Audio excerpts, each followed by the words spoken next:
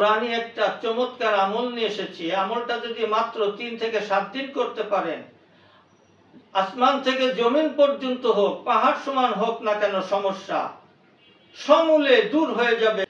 আসসালামু আলাইকুম ওয়া রাহমাতুল্লাহ। প্রিয় শ্রোতা মণ্ডলী, আশা করি ভালো আছেন। আমি আল্লাহ পাকের মেহেরবানিতে ভালো আছি। যে সমস্ত ভাইরা এবং মায়েরা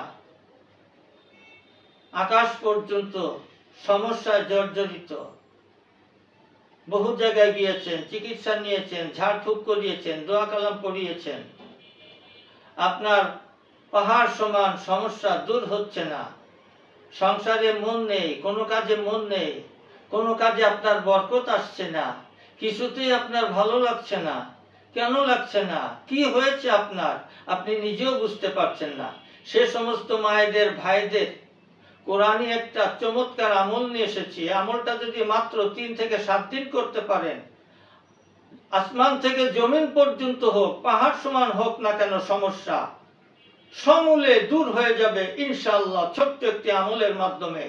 তবে আমলটা করতে হবে অত্যন্ত শ্রদ্ধা, ভক্তি, বিশ্বাসের সাথে।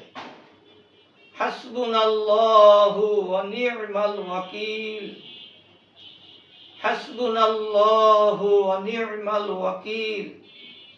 ফজরের নামাজের পরে 100 বার, মাগরিবের নামাজের পরে 100 বার পাঠ করুন।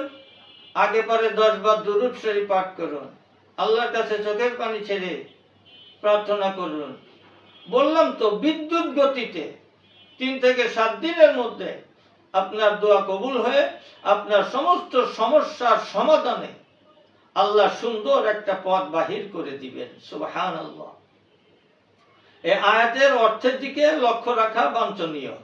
হাসবুনাল্লাহু ওয়া নি'মাল ওয়াকিল, আল্লাহই আমার জন্য যথেষ্ট, আল্লাহই আমার জন্য যথেষ্ট। আসলে তো তাই, পৃথিবীর কারো পক্ষে কিছু করার ক্ষমতা নাই একমাত্র আমার আল্লাহ পাকের দয়া ছাড়া। সুতরাং কোরআনে আমলে ফিরে আসুন, আল্লাহর হুকুম নবীজির আদর্শ দিকে ফিরে আসুন, সংসার জীবনে সুখ শান্তি ফিরে আসবে ইনশাআল্লাহ। আজকে এখানেই শেষ করছি। আসসালামু আলাইকুম ওয়া রাহমাতুল্লাহ।